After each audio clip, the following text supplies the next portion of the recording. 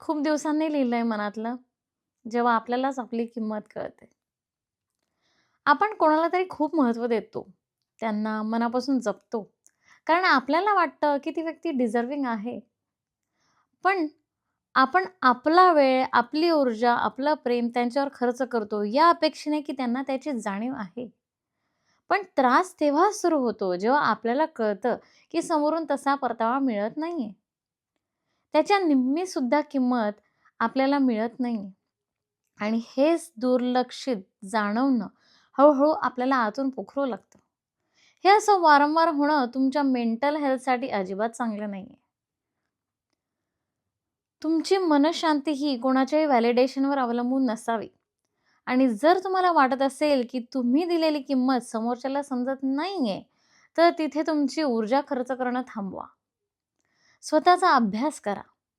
तुम्ही दिलेला जीव आणि लावलेली माया ही तुमची ताकद आहे. पण ती चुकीच्या जागी वापरली, की ती तुमची कमजोरी बनते. स्वतःची किंमत स्वतःला कळू द्या. मग जग तुम्हाला गृहीत धरायचं सोडून देईल. कुणाच्याही वागण्यामुळे स्वतःचं मानसिक आरोग्य तर अजिबात बिघडू देऊ नका. मग यावर उपाय काय? जेव्हा समोरून किंमत मिळत नाहीये, तेव्हा आपण काय करायचं? खूप साधं आहे. ती सगळी ऊर्जा, तो सगळा जीव आपण दुसऱ्यांना लावत होतो, तो आता आपण स्वतःवर खर्च करायचा आहे. ज्या गोष्टी तुम्हाला मनापासून आवडतात, त्या करायला सुरुवात करा.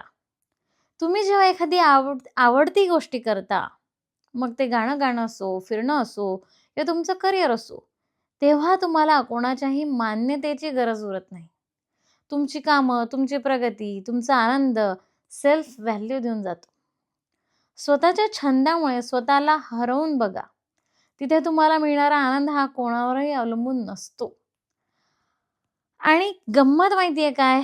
जेव्हा तुम्ही स्वतःमध्ये खुश असता आणि स्वतःची प्रगती करत असता, तेव्हा जग आपोआप तुमची किंमत करायला लागतं.